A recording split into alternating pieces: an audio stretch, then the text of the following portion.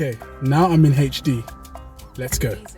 So, I'm going to be addressing 2 points in this video. Like I said, if you're Ghanaian, please listen up. If you're African, listen up. If you're not African, it's okay. Listen up. I think these are 2 points that's important to talk about. Okay, so I've got hay fever. This eye is a little bit red, so please don't mind my eye. Hay fever is a...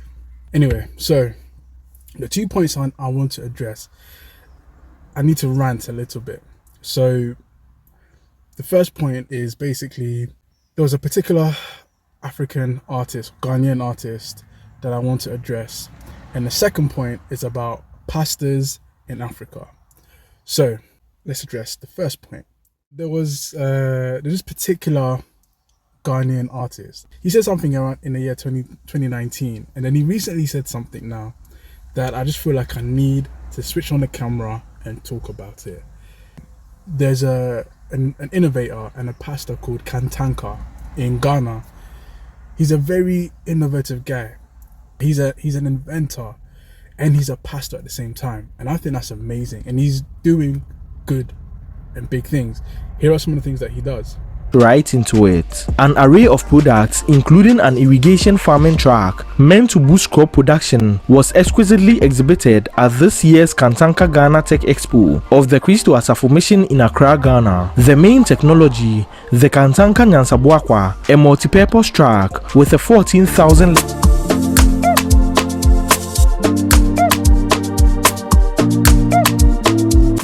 And basically, he was just having fun, and he made like this car that looks like an aeroplane. It's just him having fun with his pastime. And then this artist basically was dissing and talking all matters of rubbish about it. Fair enough. Everybody has their own opinion. However, recently he was saying something about like having a problem with Ghanaian economy, Africa. Why is Africa like this? Why is Ghana like this? But then I just kind of deeped it a little bit. This guy flexes and is always talking about wearing Versace, wearing Gucci, driving German. So you flex wearing Italian and you flex driving German. But then you, with the same mouth, you can have the audacity to be like, there's something wrong with Africa, something wrong with Ghana. And there's many artists like that. That are always flexing Versace, really like it's something. So this mentality, I know, if I'm honest, the younger generation, it's changing. But that mentality, in my opinion, is very, very foolish. Do you know what a bigger flex than wearing Italian, driving German? A bigger flex is, as a Ghanaian, buying a whip made in Nigeria. Do you know what a bigger flex is? Driving one of Kantanka's cars, car made in Ghana. Wearing Zimbabwe gums, wearing South African perfume, wearing these things that's made in Africa. This pastor has his own car line called Kantanka. That is amazing. That's amazing. We should be supporting that. That's a big flex. A pastor that has his own car line.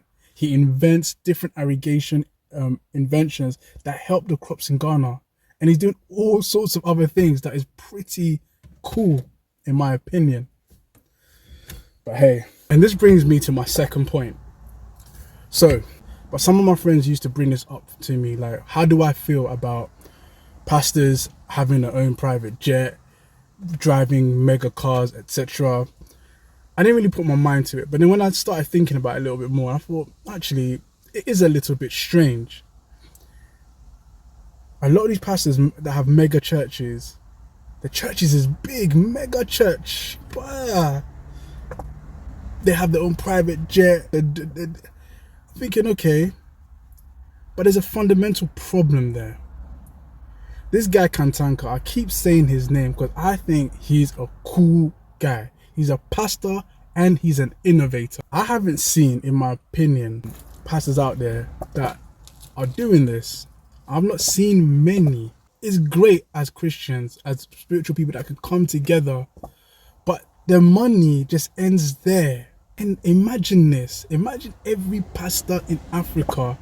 Not only are we sufficient in our spiritual practices, but also utilizing that money, that resource, human resource that comes together in the name of God to fixing many problems. What if one pastor can be like Kantanka, he's an inventor. Another pastor is sorting out the roads of Africa, innovating water irrigation, solar panels.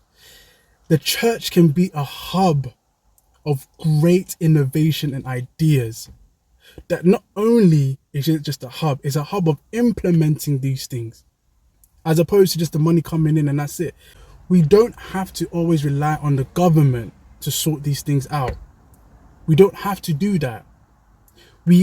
A place where many people can gather every single week. We should shift our priorities in different areas. We need to shift our priorities in different areas. And not only look at the large sums of money that comes in. And where does it go? Prime example of this. Many of you guys know this. A pastor has really, really massive house. His house is huge, humongous, beautiful, mwah. Very, very beautiful looking house. But the roads just outside his house is rock up. When you're driving, your car goes you're driving sideways sometimes on Ghanaian roads. Your car's going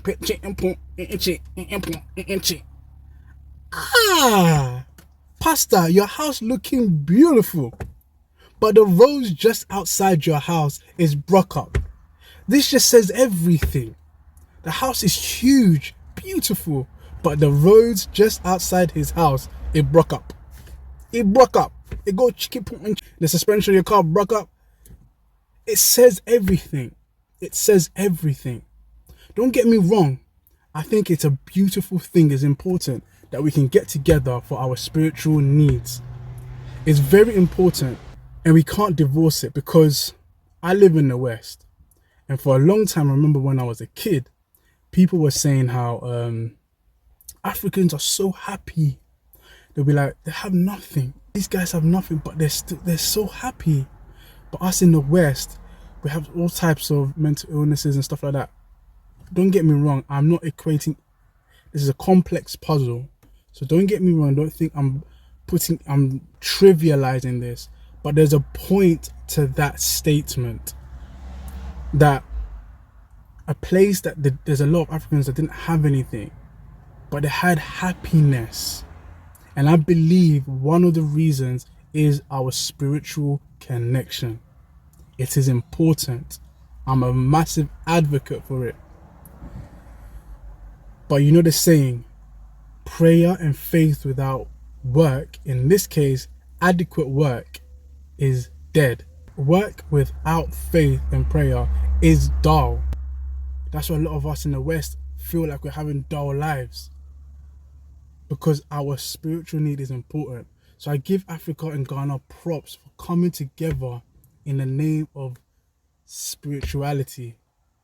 However, we need to add multiple different things to our priorities. Pastors out there, take note of Kantanka, a guy that combines two. He's not combining, he's doing two. He's a pastor, he brings people together, but he also is an inventor, and he's doing great works in that field. Imagine all pastors in Africa had their mission statement, focusing on different aspects and actually innovating in these things. Not just taking money and the money just doesn't, our priorities. But I do know it's changing. I see the change, I feel the change. So yeah, I feel it. If thousands of people can come to church every single Sunday, a place of great gathering, there's great minds in those places as well. Let's tap into it. Let's create think tanks in our churches.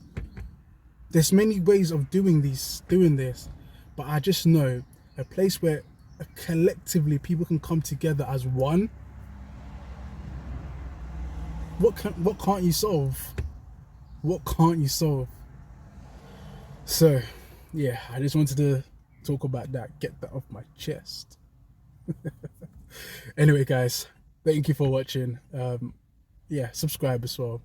Subscribe, like this video, and yeah, share it with your friends. It's just a bit of a rant, but we do a lot of these type of videos, other type of videos.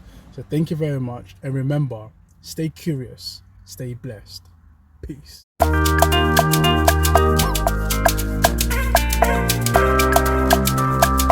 The reason.